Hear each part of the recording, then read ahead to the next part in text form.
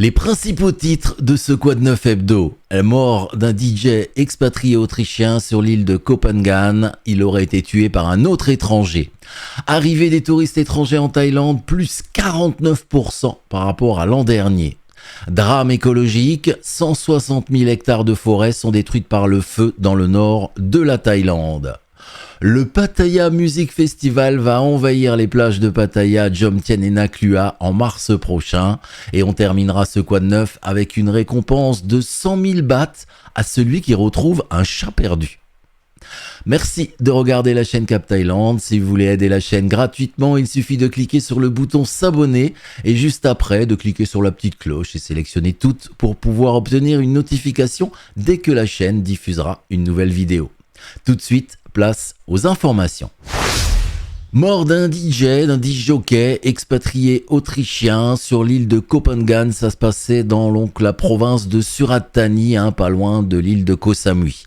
Et c'est un autre expatrié, un ressortissant marocain qui a été arrêté par la police thaïlandaise et identifié comme principal suspect.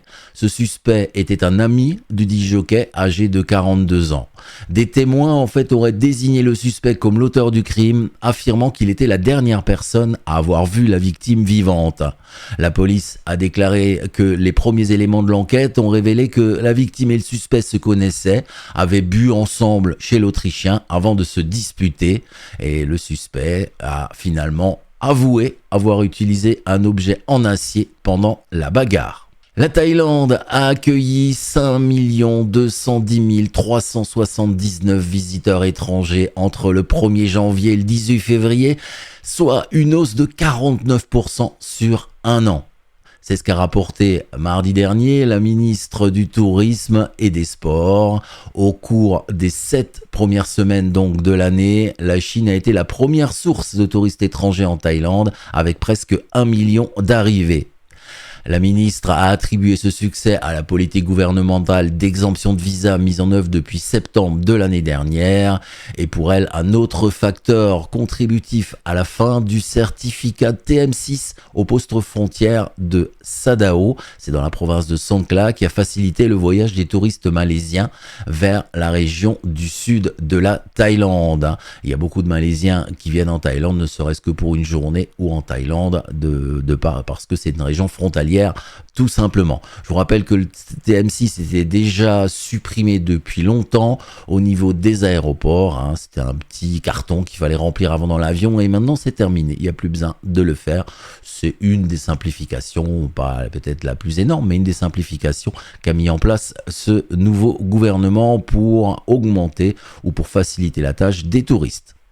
En parlant de tourisme, le Premier ministre thaïlandais a rendu hier une nouvelle visite surprise à l'aéroport international de Bangkok afin d'examiner le fonctionnement des différents services. Alors précédemment, il y a quelques jours, il avait déjà inspecté l'aéroport, mais il était venu le matin. Hier, il est venu le soir et il a découvert qu'il y avait beaucoup de trafic passager et que le processus à l'immigration, notamment, prenait beaucoup de temps.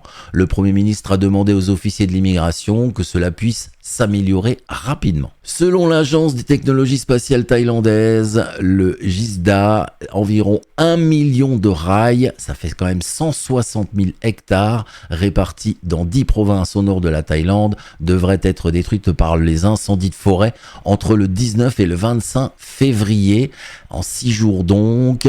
Alors pour vous donner un chiffre comparatif, en France, en 2023, il y a environ 22 000 hectares de forêt qui ont été brûlés. Donc c'est une véritable catastrophe pour une dizaine de provinces, alors notamment la province de Chiang Mai, Mae Hong Son, il y a aussi Phitsanulok ou Phetchabun qui sont concernés.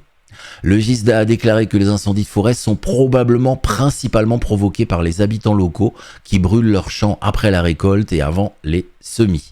En utilisant des informations satellitaires, l'agence a également révélé que rien que jeudi, il y avait eu jusqu'à environ 1200 points chauds dans toute la Thaïlande. Un rendez-vous devenu incontournable à Pattaya, le festival de musique qui se déroule tous les ans au mois de mars.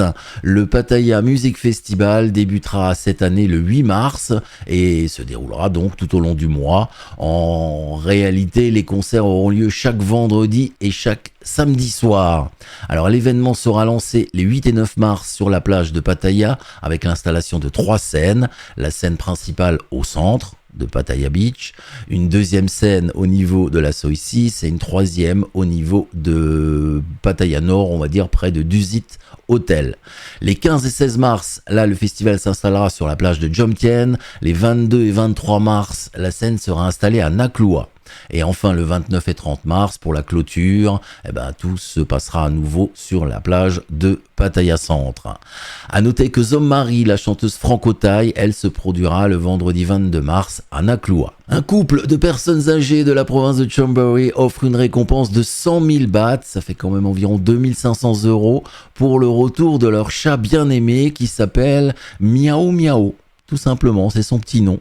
Alors ce chat qui a 12 ans, pèse environ 5 kilos, il fait partie de la famille depuis 2011, date à laquelle il est rentré dans la maison et il est devenu donc leur animal de compagnie à ce couple assez âgé. En fait, la disparition de Miao Miao a eu lieu le 12 septembre 2022, donc ça fait très longtemps. Dans un premier temps, le couple avait proposé une récompense de 10 000 bahts. Cela n'avait rien donné. Ils viennent donc d'annoncer maintenant vouloir donner une récompense de 100 000 bahts pour celui qui retrouvera leur chat. Alors dans l'annonce, le couple précise que l'argent peut être gagné à nouveau, mais un chat comme lui, il est unique au monde. Voilà, c'est la fin de ce Quad 9 Hebdo. Je vous dis au revoir avec la météo de ces 3 prochains jours.